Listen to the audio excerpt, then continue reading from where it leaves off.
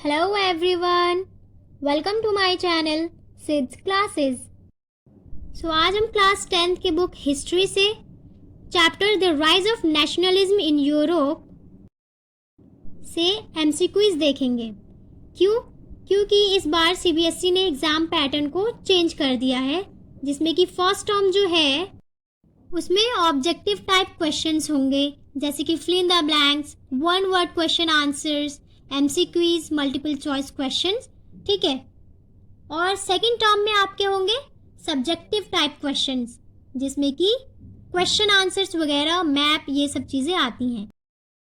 So just because of this reason कि आपके first term में ऑब्जेक्टिव टाइप क्वेश्चंस आ रहे हैं, आज इस सेशन में हम वही करने वाले हैं, एमसीक्यूज, आपके हिस्ट्री के first chapter the rise of nationalism in Europe. As you all know that this is the lengthiest chapter of this book. बहुत लेंदी, बहुत बड़ा चैप्टर है। So that's why इस चैप्टर से काफ़ी MCQs बनेंगे। Approximately 5 to 6 और 7 मार्क्स के क्वेश्चंस MCQs इस चैप्टर से होंगे। So let's start the session.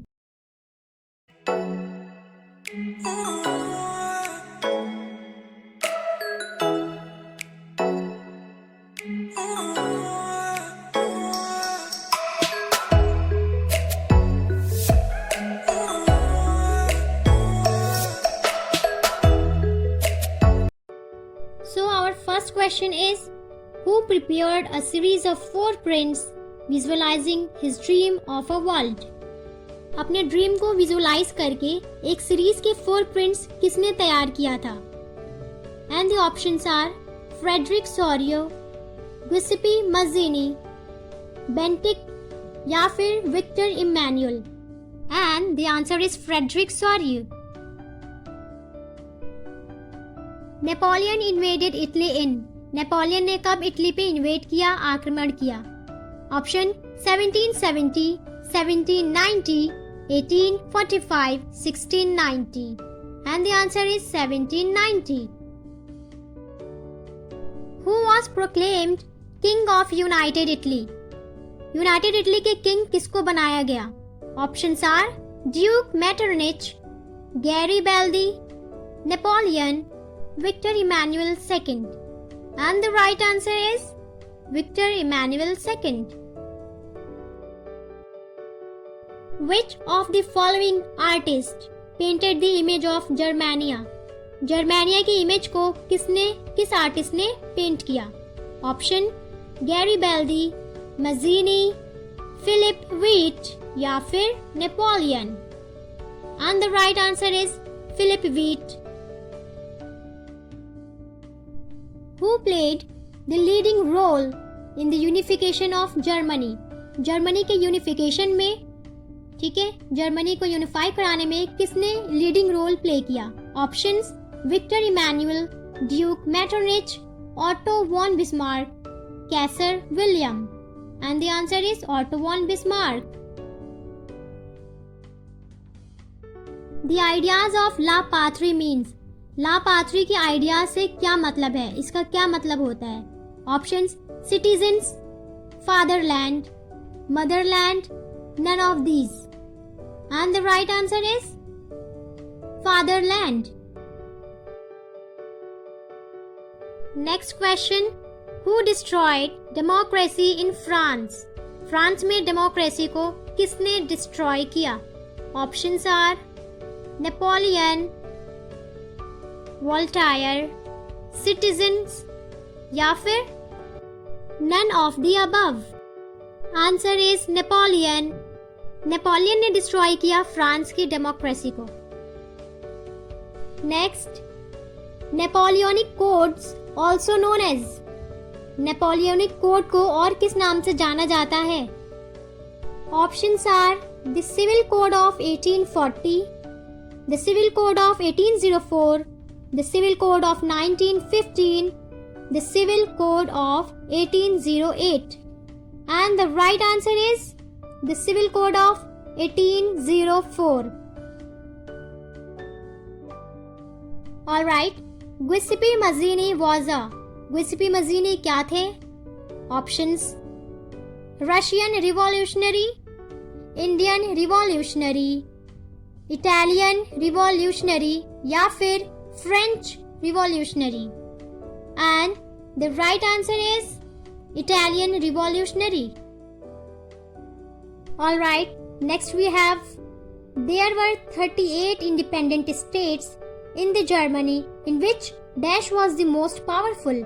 उस वक्त जर्मनी में 38 इंडिपेंडेंट स्टेट्स थे, तो उन स्टेट्स में से सबसे ज्यादा मोस्ट पावरफुल स्टेट कौन सा था? Options are Bolivia, Bavaria, Prussia, Austria and the right answer is Prussia. Alright, Italy was divided into dash states. Italy कितने स्टेट्स में डिवाइड हो गया था?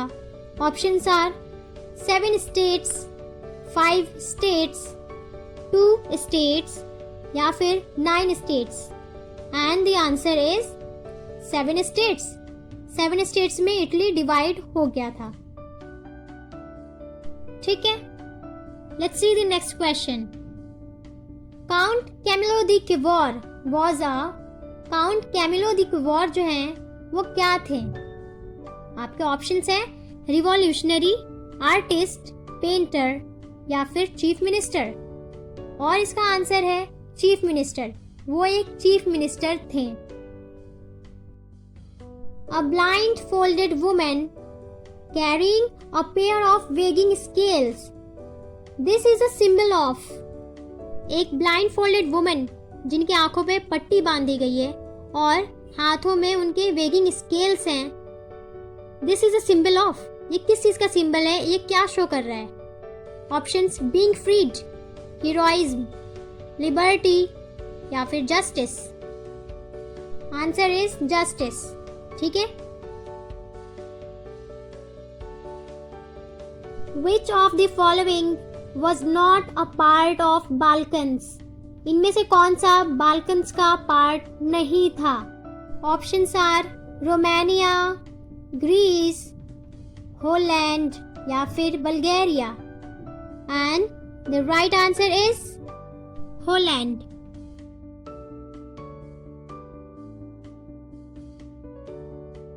Who was the king of France at the time of French Revolution? French revolution के time पे France के king कौन थे? ऑप्शंस हैं आपके गैरीबैल्दी, लुइस 16, जार निकोलस या फिर नन ऑफ दीज। और आपके आंसर है Louis 16। All right, when did treaty of Vienna take place? Treaty of Vienna कब हुआ? और आपके ऑप्शंस हैं 1947, 1820, 1815, 1819 and the right answer is 1815. Who hosted the Treaty of Vienna? Treaty of Vienna को किसने होस्ट किया? और आपके ऑप्शंस हैं Victor Emmanuel, Bismarck, Duke Metternich या फिर ऑल ऑफ दीज। और आंसर है ड्यूक मैटरनिच।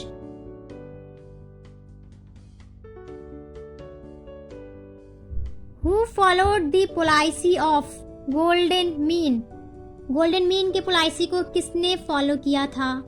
और आपके ऑप्शंस हैं Duke Metternich, Napoleon, Louis Philippe या फिर नन ऑफ दीज। और आपका आंसर है Louis Philip.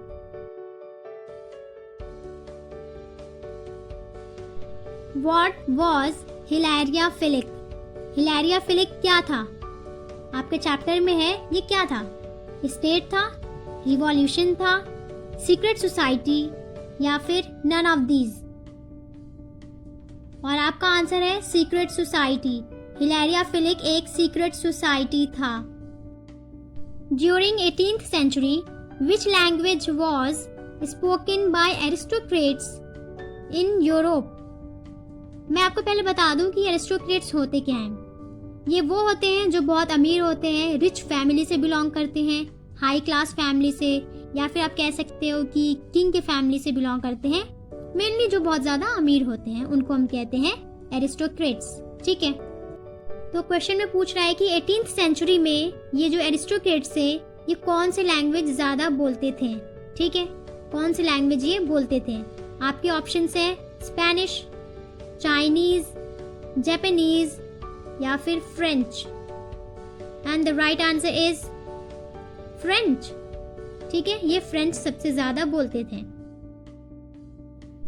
Who was the king of England during the Glorious Revolution? Glorious revolution के वक्त इंग्लैंड का किंग कौन था? और आपके ऑप्शंस है Louis 16, James second, Kaiser William या फिर नन ऑफ दीज। ठीक है, और आपका आंसर है जेम्स सेकंड, ये वहाँ के किंग थे। So that's it for today. और आपने देखा इस चैप्टर से एमसीक्यूज जो बहुत इंपॉर्टेंट हैं, मैं इंपॉर्टेंट वाले ही ढूंढ के लेकर आई हूँ जो मुझे लगा था कि हाँ ये वाले इस पे एमसीक्यूज बना सकते हैं। ठीक है, तो ये बहुत इंपॉर्टेंट है, इसको ध्यान से कर लेना क्योंकि फर्स्ट टर्म में एमसीक्यूज ही आएंगे और ये चैप्टर काफ़ी बड़ा है, तो इसमें से 6 to 7 मार्क्स का क्वेश्चन तो बनेगा। ठीक है, so thank you so much for today.